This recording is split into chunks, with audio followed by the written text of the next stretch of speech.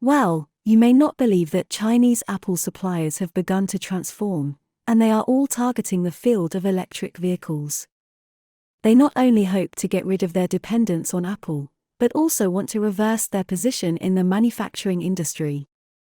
Why are Chinese Apple suppliers so actively trying to get rid of Apple, and why did they choose new energy vehicles? Can they really succeed?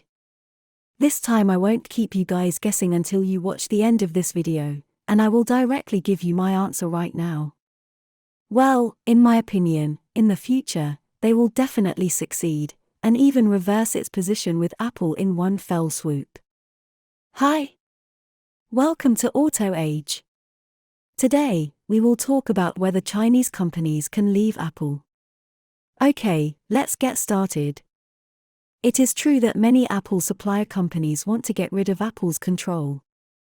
Even well-known Apple supplier companies such as Foxconn are trying to transform, and all of them have turned their targets to new energy vehicles. The relationship between Chinese Apple suppliers and Apple is divided into 3 stages. The first stage took place in the 1980s. Apple has always looked down on Asian manufacturing. They would rather choose to build factories in the United States and Europe, but the results are getting worse and worse. By 1997, Apple was on the verge of bankruptcy. Apple's sales fell sharply that year, with a year-on-year revenue drop of $1.7 billion, an annual loss of $1 billion, and the product's market share also dropped to 5%. If the situation is not reversed, Apple will completely disappear from this world within a few years. So Jobs returned to Apple. Everyone may know this story. Jobs saved Apple and pushed it to the greatest technology company in the world. How did he do it? In fact, it used the supply chain in Asia. At that time, Apple hired Tim Cook heavily to build Apple's industrial chain, and Cook proposed the idea of a global supply chain. After that, Apple began to place some components in Asia. Manufacturing in Asia is not only cheap, but also very efficient, and some technologies are even better than those made in the United States. In 2003, under Cook's persuasion, Apple began to try to put the assembly line in China. But Jobs was still skeptical about Chinese manufacturing deep down in his heart. So they produced a batch of computers in an old factory in the United States and a new factory in China at the same time. As a result, the manufacturing efficiency of American factories is only 80% of that of Chinese factories, the difference in yield rate is more than double, and the difference in production costs is also huge. In this comparison, the Chinese factory broke Jobs' inherent concept, and this Chinese factory is Foxconn. The addition of Asian companies saved Apple from crisis. After 2003, Apple began to fully transfer the industrial chain, so Chinese Apple supplier companies ushered in the second stage, the sweet cooperation period. At that time, Jobs' positioning of Apple was still based on innovation, so the core of their industrial chain was built on the premise of great products. As long as companies that can help Apple improve the performance of mobile phones, Apple can provide technology, capital, equipment, and even talents. Therefore, Apple suppliers during this period are very happy. Their relationship with Apple is more like a partner, and the two are mutually beneficial. To give a few examples.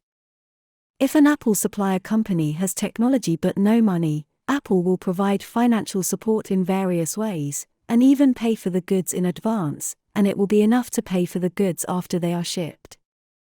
In addition, in 2005, Apple sent technicians to the Chinese company to jointly develop touch screen technology with them. It took 2 full years of cooperation between the two companies to have the smooth touch screen function of the first generation of Apple mobile phones. Since then, in the production stage, Apple's engineers have followed up the whole process to help the Chinese company solve the problem. In addition to talents and funds, Apple will even provide equipment and technology to help Apple suppliers produce high-quality components. For example, Apple has helped Feigang and Lens to purchase equipment and production lines, and provided technical support and so on. Therefore, at this stage, Apple supports the growth of Apple suppliers, and Apple suppliers help Apple create the most competitive products, which is a win-win model. But this pattern began to change after 2011. When Jobs died of illness, Apple lost their soul, and it was Cook who built the global supply chain who took over Jobs. If Jobs was an inventor, Cook was a capitalist. Jobs is serious and obsessed with technological innovation. In order to create the most perfect product, he can talk with Apple's collaborators all night long. Cook, on the other hand, is completely on the contrary. He doesn't care about technology, but pursues ultimate stability and profit. In order to control the supply chain, he can formulate countless rules to restrain cooperative manufacturers. So Apple's supply chain ushered in the third stage, which is also the stage that Apple suppliers most want to escape. In 2012, Apple issued a 100-page annual supplier social responsibility progress report. This progress report is a review of Apple's suppliers' code of conduct to ensure that they are doing their part, and is published annually. If not, Apple will order the supplier to make rectification. If the rectification is not in place, Apple has the right to directly remove the supplier. Therefore, in the third stage, Apple used various means to control the autonomy of Apple suppliers, which made it impossible for Apple suppliers to expand or cooperate well with other companies, which made them suffer. In addition, these Apple suppliers are not only suffering, but also getting lower and lower profits. For example, in the fourth quarter of 2021, Apple's comprehensive gross profit margin reached 43.8%, the highest in 10 years. At the same time, however, Apple's suppliers are in dire straits. The gross profit of Luxshare Precision fell by 6%, Goertek shares fell by 11%, and the gross profit of Dayside Battery fell by 8%. Many companies have experienced losses in Apple's business. So they turn to the automotive industry. But why do they all choose new energy vehicles? The answer is very simple, because new energy vehicles are more promising than mobile phones, and they are more in line with their positioning. First of all, the automobile industry is a super large-scale industry with over $1 trillion, while the smartphone market is only about $600 billion. Moreover, new energy vehicles are the mainstream direction of future automobiles.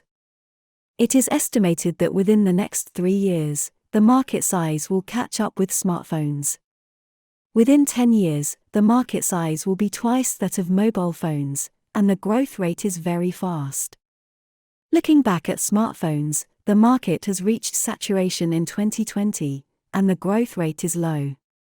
By the way, Huawei, Apple, and Xiaomi have all started building cars, and a fool knows what to choose now. Secondly, new energy vehicles are developing toward intelligence. They have many similarities with smartphones, such as smart cameras, screens, chips, and lenses. Therefore, there will be much fewer obstacles for Chinese Apple suppliers to switch to new energy vehicles. So, are you optimistic about the transformation of these Chinese Apple suppliers? Please put your comments below, and share your insightful ideas with other people. Do you want to learn about more auto stories? Please keep following our channel and like our videos. Your precious time with us is highly appreciated. See you.